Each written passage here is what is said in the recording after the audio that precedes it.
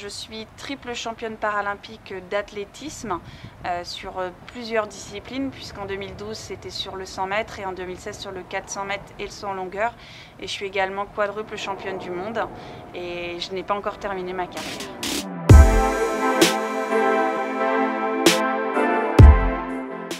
J'ai commencé l'athlétisme à l'âge de 6 ans, tout simplement parce que ma grande sœur voulait en faire, elle voulait pas en faire toute seule. Quand j'étais petite, en fait, mon ambition, c'était pas d'être sportif professionnel. Moi, ce que je voulais, c'était de devenir sapeur-pompier professionnel. Sauf qu'en fait, à l'âge de 15 ans, en me rendant à un entraînement, j'ai été renversée par une voiture. Et à la suite de cet accident, j'ai dû être amputée d'une jambe. Pendant 3 jours, en fait, les médecins ont cherché à sauver ma jambe. Quand j'ai vu en fait l'expression de mes parents, voilà, j'ai su que c'était grave. Et à ce moment-là, le médecin m'a annoncé donc, que je partirais au bloc dans la nuit et que je serais amputée. J'ai eu la chance d'être énormément soutenue et de comprendre que oui, cet accident, il était difficile. Oui, ça allait atteindre finalement mon capital esthétique.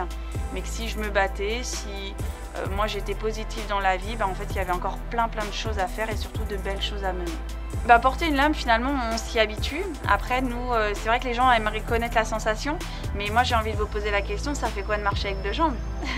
Donc tout est une question d'habitude.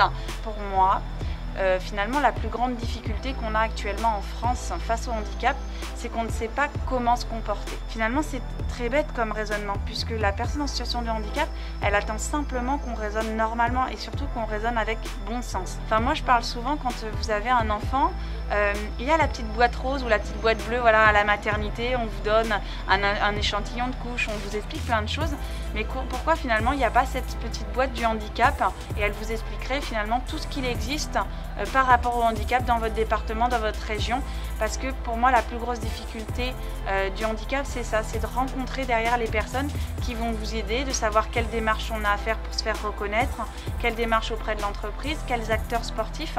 J'aimerais qu'on simplifie l'accès au bon sens de chacun et que voilà, le handicap, on arrête de voir ça comme quelque chose de négatif et qu'on comprenne derrière qu'il y a beaucoup de positifs, parce que c'est des gens qui ont traversé des épreuves, qui ont développé finalement une force de caractère, une force de vie et de nouvelles compétences, et il faut vraiment qu'on soit en capacité de les valoriser dans notre société.